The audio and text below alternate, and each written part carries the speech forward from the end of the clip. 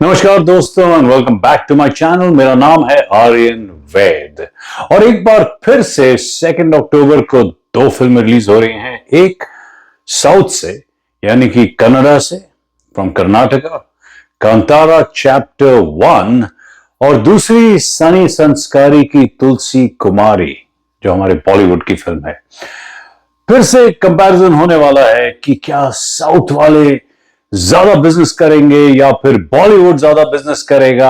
I mean कई बार ऐसा हुआ है कि साउथ ने जब दो बड़ी फिल्में रिलीज हुई है बाजी मार ली है, लेकिन ऐसा क्यों हो रहा है और कब से हो रहा है, चलिए पहले इसके बारे में बात करते हैं। तो थोड़ा पीछे जाते हैं। 2009 में मैं इंडिया में ही रहता था, अब मैं यूएस में रहता हूं जिन लोगों को नहीं पता। इंडिया में जब मैं रह रहा था, मैं ऑफ कोर्स एक्टिंग कर रहा था, मॉडलिंग कर रहा था, तो साउथ में मुझे एक फिल्म मिली दुबई बाबू, जो कि कन्नड़ा फिल्म थी उपेंद्र के साथ। उपेंद्र जो लोग नहीं जानते वहां के बहुत बड़े स्टार हैं, अभी भी हैं, उन दिनों भी थे। तो ऐसा होता था उन दिनों में कि क्योंकि आप बॉलीवुड के एक्टर हैं तो आपको एक अलग ही दर्जा मिलता था जब आप साउथ में कोई फिल्म की शूटिंग करने जा रहे हैं। और यहां बॉलीवुड में भी ऐसा होता था कि अच्छा ये साउथ की फिल्म, अच्छा ये साउथ का एक्टर है, अच्छा ये साउथ में कुछ काम कर रहा है। लेकिन देयर वाज नो वे, और मैं बिल्कुल ईमानदारी से कह रहा हूं, देयर वाज नो वे कि even me as an actor या हमारी पूरी इंडस्ट्री बॉलीवुड की ये समझती थी कि बॉलीवुड और साउथ का कहीं पर भी कोई कंपैरिजन है। इट वाज अंडरस्टूड कि बॉलीवुड जो है ये इंडिया को रिप्रेजेंट करता है, और ऐसा होता भी था। जब जब भी मैं उन दिनों में अमेरिका रहता नहीं था, लेकिन मैं जब भी ट्रैवल करता था, अमेरिका आता था, लंदन जाता था, कहीं भी जाता था, तो जो वहां के जो इंडियंस थे, वहां पर जो लोग रह रहे थे, जितने भी अवार्ड्स होते थे, जितनी भी एक्साइटमेंट होती थी फिल्मों को लेकर, वो नॉर्मली बॉलीवुड की फिल्में ही होती थी। इनफैक्ट साउथ इंडियन मूवीज, और साउथ इंडियन से again I mean Kannada, Tamil, Telugu, Malayalam, इनको लेकर के मेन स्ट्रीम में डिस्कशन नहीं होती थी। ऑफ कोर्स उन्हें रीजनल सिनेमा समझा जाता था, एंड जो यहाँ की तेलुगु कम्युनिटी है वो अपनी तेलुगु फिल्में देखती थी, जो मलयालम कम्युनिटी है वो मलयालम फिल्में देखती थी, लेकिन हिंदी फिल्में सब देखते थे, यहाँ की जो डायस्पोरा थी। उसके बाद 2012 में मैं तो अमेरिका शिफ्ट हो गया, बट उसके बाद मैं इंडिया आता जाता रहा। 2015 में मैं देखने गया एक फिल्म, उन दिनों मैं इंडिया गया हुआ था वापस, तो मैं देखने गया, मुझसे किसी ने कहा कि यार ये फिल्म लगी है बाहुबली, जाके देखते हैं यार बाहुबली। मैंने कहा बाहुबली यार, नाम क्या है क्या नहीं है। अच्छा, मैंने फिल्म का ट्रेलर देखा, मुझे थोड़ा सा ऐसे आते जाते में ट्रेलर देखा, मैंने कहा ठीक है देखते हैं, चलो जाकर। मैंने कहा यार अब ये नया ट्रेंड है कि हम लोग साउथ की फिल्में थिएटर में देखने जा रहे हैं। तो एनीवे मैं देखने गया, और पहले 5 मिनट में मेरा ये रिएक्शन था कि यार ये क्या हो रहा है स्क्रीन पर। ये तो जो मैंने सोचा था, जो विजुअलाइज किया था, उससे भी 4 गुना ज्यादा बड़ी और 4 गुना ज्यादा बड़े स्केल पर बनी हुई फिल्म थी। नॉट जस्ट द जो ग्रैंडर था फिल्म का, बट इवन जो special effects, the story line, the background music, the acting, वो सब देखकर आई वाज लाइक वाओ। वो पहली ऐसी फिल्म थी जिसने कि लैंग्वेज बैरियर को ब्रेक कर दिया, जिसने कि आपको मजबूर कर दिया कि आप डबिंग पर ध्यान ही नहीं दें। क्योंकि पहले ये होता था, अरे यार साउथ इंडियन फिल्म हिंदी में भी डब है तो नहीं देखेंगे बिकॉज लिप्स मैच नहीं कर रहे हैं, ये हो रहा है वो हो रहा है। लेकिन वो ऐसी फिल्म थी, और मैंने भी आकर ये सोचा, मैंने कहा यार किस तरह की ये डबिंग की गई, इट इज सो परफेक्ट कि आप बहुत कम नोटिस करते हैं। लेकिन of course this was also the genius of S Rajamouli, because उन्होंने जिस तरह से इस फिल्म को शूट किया और जिस तरह से इस फिल्म की हिंदी की डबिंग हुई, आपका ध्यान नहीं जाता है कि लिप्स जो हैं वो उतने मैच नहीं कर रहे हैं। ऑफ कोर्स आप जब बाहुबली देखते हैं, आप उस फिल्म में बिल्कुल गुम जाते हैं। उसके बाद क्या था, बाहुबली 2 कम्स, और बाहुबली 2 उस टाइम की सबसे बड़ी हिंदी फिल्म हो गई। यानी कि पहली हिंदी फिल्म जिसने दंगल का रिकॉर्ड तोड़ा, क्योंकि दंगल उस वक्त सबसे ज्यादा कलेक्शन करने वाली हिंदी फिल्म थी। आई थिंक कुछ 4.5 अबाउट 387 और 380 करोड़ ऐसा कुछ दंगल ने कलेक्ट किया था। Baahubali 2 comes in and Baahubali 2 500 crore के ऊपर का बिजनेस करती है just in the Hindi belt. आप सोच सकते हैं कि हमारी जो हिंदी फिल्मों की सबसे बड़ी फिल्म थी, उसको एक डब्ड फिल्म ने, तेलुगु फिल्म ने आ करके उससे ज्यादा 30 या 40 गुना ज्यादा बिजनेस किया। That was unbelievable. और उसके बाद क्या था, जैसा कहते हैं द डैम हैड बर्स्ट। ये था 2017 में जब बाहुबली 2 आई। फिर 2018 में एक तरफ जीरो रिलीज होती है और दूसरी तरफ एक छोटी फिल्म, बिकॉज किसी को पता नहीं था कि इस फिल्म में क्या है क्या नहीं है, जिसका नाम था केजीएफ। एक तरफ शाहरुख खान, जिसको कि लिटरली टाइटन बादशाह हैं वो बॉलीवुड के, और एक तरफ बिल्कुल अननोन कास्ट, एटलीस्ट यहां पर कोई नहीं जानता था केजीएफ के बारे में या केजीएफ के हीरो के बारे में, यश के बारे में, किसी को कुछ नहीं पता था। देखते ही देखते जीरो फिल्म जो है वो आहिस्ता आहिस्ता फ्लॉप होने लगती है और केजीएफ जो है इसकी एक फैन फॉलोइंग होने लगती है। एक वर्ड ऑफ माउथ से ये फिल्म, एक जिसको कहते हैं कि इट स्टार्टेड गैदरिंग स्टीम। मुझे ऐसा लगा कि मैंने कहा कि यार कि ये क्या है केजीएफ, कोलार गोल्ड फील्ड्स, ये क्या है, मतलब इसमें ऐसा क्या होगा? क्योंकि आप सोचिए कि जब से शायद मैंने बॉलीवुड को समझने की कोशिश की है, जो स्टार सिस्टम है वो सबसे नंबर 1 था। यानी कि अगर एक स्टार की फिल्म है, उसे सिर्फ एक कंटेंट ड्रिवन फिल्म तोड़ पाए, वो भी उस लैंग्वेज की नहीं, उसको पीछे छोड़ पाए, उसको पछाड़ दे, ये सिर्फ हम लोग अपने सपनों में सोचते थे, ऐसा होता नहीं था। It was very very unusual. लेकिन देखते ही देखते केजीएफ ने ऐसा हंगामा कर दिया। पार्ट 1 ने फिर भी, पार्ट 1 ने तकरीबन 45-50 करोड़ की कलेक्शन की, लेकिन अब सोचिए पूरी फिल्म सिर्फ 80 करोड़ की बनी थी। देखिए एग्जैक्ट नंबर्स तो मुझे भी पता नहीं, ये वो नंबर्स हैं जो ऑनलाइन अवेलेबल हैं। और उसने सिर्फ बॉलीवुड में, यानी कि सिर्फ हिंदी बेल्ट में, उसने तकरीबन 45 या 50 करोड़ का बिजनेस किया। लेकिन जब वो फिल्म ओटीटी पर गई, तब उस फिल्म को एक नई लाइफ मिल गई और वहां से एक ऐसी कल्ट फॉलोइंग बनाई उस फिल्म ने कि जब उसका सेकंड पार्ट आया, वो भी कोविड के तुरंत बाद, या ऑलमोस्ट कोविड खत्म ही हो रहा था, उस फिल्म ने हिस्ट्री बना दी थी। क्योंकि याद है जब वो आई थी उस टाइम पर भी कोविड के कुछ इफेक्ट्स दिख रहे थे और शायद 50% सीटिंग थी सिनेमाज में। बट एनीवे, 2019 के बाद कोविड आ जाता है और कोविड के दौरान the world discovers world cinema. यानी कि मुझे भी याद है, मैं यहां अमेरिका में बैठा था और मैंने डिस्कवर किया कई ऐसे शोज जो नेटफ्लिक्स पर, एक शो स्पेन से था और फिर टर्किश शोज देखने शुरू किए, और देखते ही देखते सेम फिनोमेना पूरे वर्ल्ड में हो रहा था। और सडनली साउथ की जो फिल्में थी, उनकी जो फैन फॉलोइंग जिस तरह से टेक ऑफ कर गई, और यहां बॉलीवुड जो था इट स्टार्टेड स्टैग्नेटिंग। यानी कि बॉलीवुड की जो ग्रोथ जिस तरह से होनी चाहिए थी उस तरह से नहीं हो रही थी। उस वक्त भी लोगों को यह लग रहा था कि नहीं यार, ये एक या दो फिल्में हैं जिन्होंने, ये एक्सेप्शन है, ऐसा नॉर्मल नहीं होगा, this is not the norm, कि भाई बॉलीवुड तो बॉलीवुड ही रहेगा चाहे कुछ भी हो जाए। बट 2021 में पहले रिलीज होती है 83, एक फ्राइडे को। वो फिल्म बहुत ही एवरेज बिजनेस करती है। डायरेक्टर बाहर आया, ही सेड कि यार this is because of Covid, because of Covid restrictions, ये वो सब। अगले हफ्ते फिर से एक छोटी फिल्म आती है। छोटी मैं इसलिए बोल रहा हूं कि कोई जानता नहीं था कि ये फिल्म क्या करेगी, उसकी कोई प्री बज नहीं थी। उस फिल्म का नाम था पुष्पा द राइज। यस, और ये ज्यादा पुरानी बात नहीं है, आई मीन 2021 की बात है। पुष्पा द राइज, उसके गाने सडनली सब जगह बजने लगते हैं, उसके डायलॉग्स, पुष्पा नाम समझ के फ्लावर समझा है क्या? फ्लावर नहीं, फायर में। एनीवे, तो यहां से, और फिर भी लोगों को लग रहा था कि नहीं यार ऐसा, मतलब ये भी शायद एक तुक्का है, this is a one of. 2022 में जब बॉक्स ऑफिस नंबर्स आए तो पहली बार साउथ इंडियन मूवीज ने बॉलीवुड से ज्यादा बिजनेस किया था ऑल ओवर इंडिया। और इसमें एक और सवाल यह भी आता है कि जब हम पैन इंडिया की मूवीज की बात करते हैं, तो अगर हम 5 या 10 मूवीज जो हम ट्रूली पैन इंडिया कहें, उसमें सिर्फ साउथ की ही मूवीज हैं। बॉलीवुड की मूवीज बॉलीवुड बेल्ट में अच्छा कर जाती हैं, लेकिन वो साउथ में कभी इतना अच्छा नहीं करती, सिवाय मे बी 3 इडियट्स जिसने की अच्छा बिजनेस किया था, बट उसकी एक यूनिवर्सल थीम थी। पर अदर देन दैट आपको गिनना पड़ेगा कि कौन सी मूवीज हैं वो जिन्होंने कि ऑल ओवर इंडिया इस तरह का बिजनेस किया हो।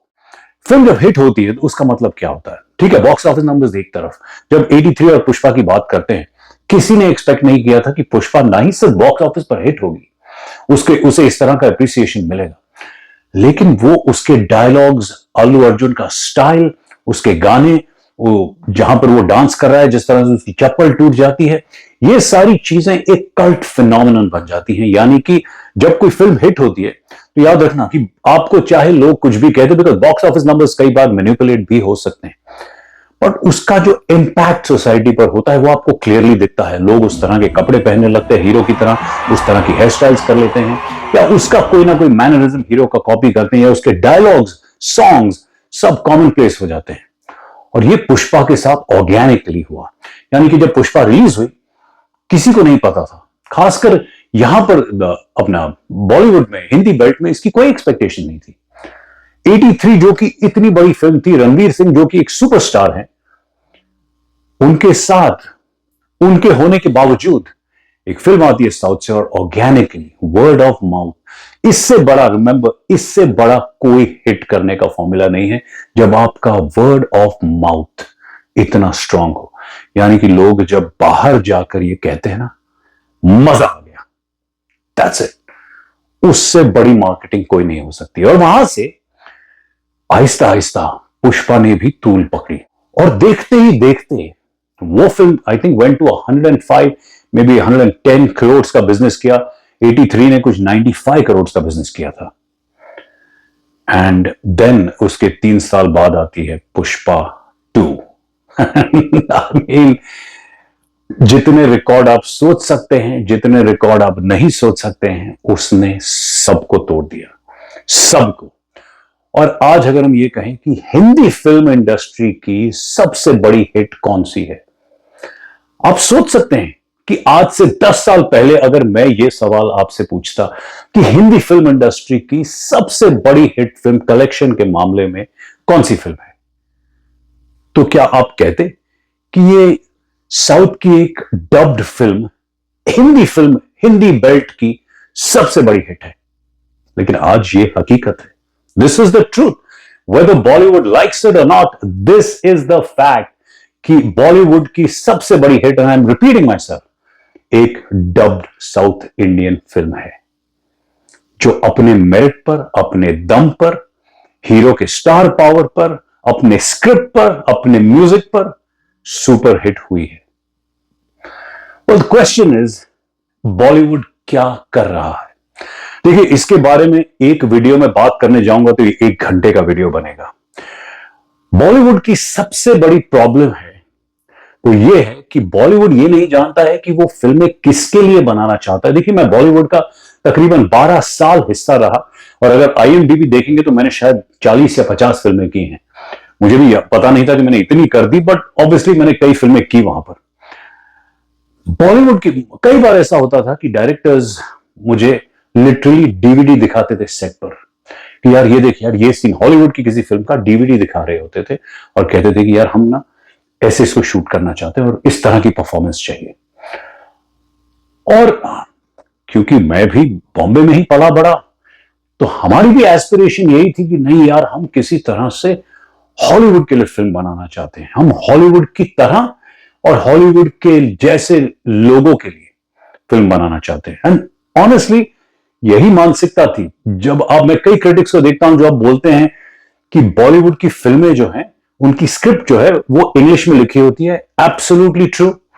बॉलीवुड के जो लोग हैं सेट्स के ऊपर, इट इज कंसिडर्ड, देखिए मैं आज अमेरिका में रहता हूं, एक जो फेक अमेरिकन, जो बॉम्बे में अगर आप पाली हिल, बांद्रा, या आप कहीं जुहू में या अंधेरी में अपनी खिड़की का दरवाजा खोलेंगे तो हवा आपको बॉम्बे से नहीं आती है, वो हवा न्यूयॉर्क से आ रही है आपके घर में, और वो अपने साथ लेकर आती है Americanness, American accent, American way of life, जो कि उन लोगों को लगता है कि अमेरिका ऐसा है। अमेरिका वैसा है नहीं। जब आप अमेरिका में रहते हैं तब आपको समझ में आता है कि अमेरिका क्या है। एनीवे, इसके बारे में भी बाद में बात करेंगे। बट बॉलीवुड की सबसे बड़ी प्रॉब्लम क्या है कि बॉलीवुड आज के टाइम में लॉस्ट है।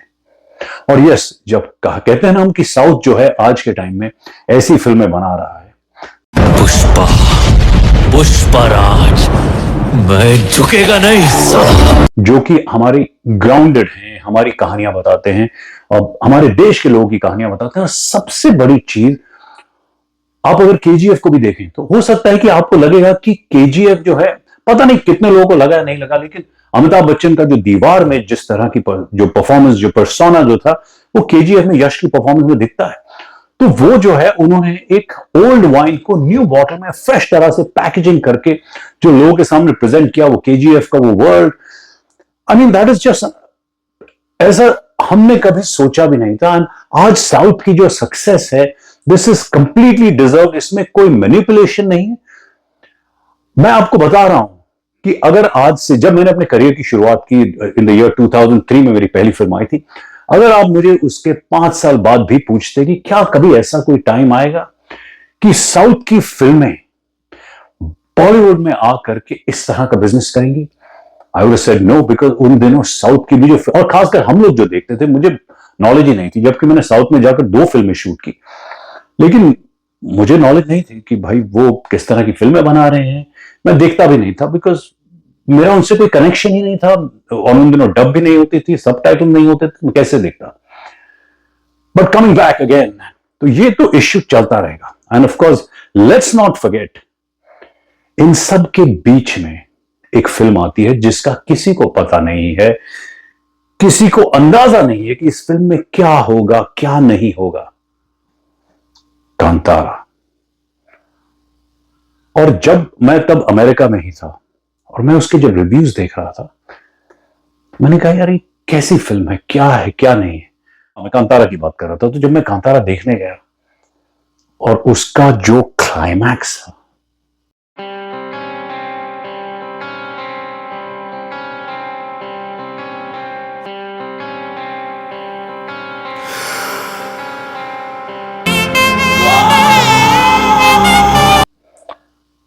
आई मीन बोलते हैं ना कि दिमाग के पर छज्जे उड़ गए, सब कुछ माइंड ब्लोन, जो भी कहना है।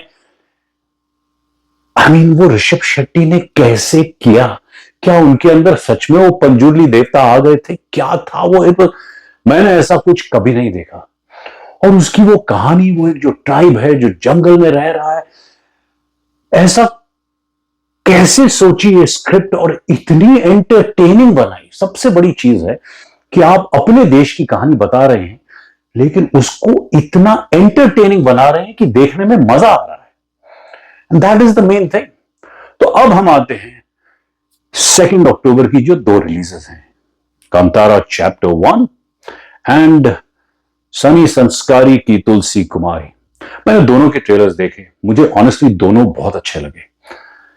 वरुण धवन बहुत अच्छी कॉमेडी कर रहे हैं उसमें, और शशांक खेतान जिन्होंने उनके साथ पहले भी कई फिल्में बनाई हैं, वो अक्सर बहुत अच्छी फिल्में बनाते हैं। तो film wise I think this will be a decent film. और कांतारा द चैप्टर 1, जो कि एक्चुअली इसका सेकंड पार्ट है लेकिन प्रीक्वल है, यानी कि जो कांतारा पार्ट 1 थी उसके पहले की कहानी है, उसके बारे में मतलब क्या कह सकते हैं। वो अगर कांतारा 1 ने आपको सरप्राइज किया, शॉक किया, एंटरटेन किया, तो ये फिल्म उससे 10 गुना ज्यादा बड़ी लग रही है। और उसकी जो स्टोरी दिख रही है, वो जो राजा महाराजा के साथ उस जमाने में चली जाती है, आई मीन मुझे तो ऐसा लग रहा है कि कांतारा द चैप्टर 1 ये हिस्ट्री क्रिएट करने वाली है। बट अभी मैंने बॉक्स ऑफिस नंबर्स देखे तो अमेरिका में भी अनफॉर्चुनेटली इसकी ओपनिंग उतनी बड़ी नहीं है जितनी केजीएफ 2 की थी, और एटलीस्ट हिंदी बेल्ट में अभी तक इसकी ओपनिंग इतनी कुछ खास नहीं हुई है। और सनी संस्कारी की तुलसी कुमारी, इसकी आई थिंक शायद कह रहे हैं कि डबल डिजिट ओपनिंग तो कम से कम होगी। 2 अक्टूबर है, बहुत लंबा वीकेंड है, तो कह रहे हैं कि कम से कम 10 से 12 करोड़ की ओपनिंग होगी, जहां तक अभी एडवांस बुकिंग के बेसिस पर और जो उसकी बज है वगैरह उससे जो मैं देख रहा हूं। तो देखते हैं कि क्या होता है। बट अगर मैं, जैसे कहते हैं ना कि घोड़े पर पैसे लगाने वाला होता तो मैं शायद अपने पैसे कांतारा चैप्टर 1 पे लगाता, बिकॉज मुझे लग रहा है कि ये फिल्म कुछ अलग होगी और ये हंगामा करने वाली है। तो चलिए दोस्तों, आप लोग भी प्लीज मुझे बताइए कि आपको क्या लगता है, कौन सी फिल्म है जो कि जबरदस्त बिजनेस करने वाली है इन दोनों में से। क्या एक बार फिर साउथ जो है बॉलीवुड पर भारी पड़ेगा? प्लीज बताइएगा मुझे दोस्तों कमेंट्स में। चलिए हम लोग फिर मिलते हैं मेरे अगले वीडियो में। तब तक के लिए thank you very much for watching my video. Please like, share and subscribe. At least subscribe कर दीजिए, that is very very very very important. Alright दोस्तों, टिल द नेक्स्ट वीडियो, जल्दी मिलते हैं। बाय।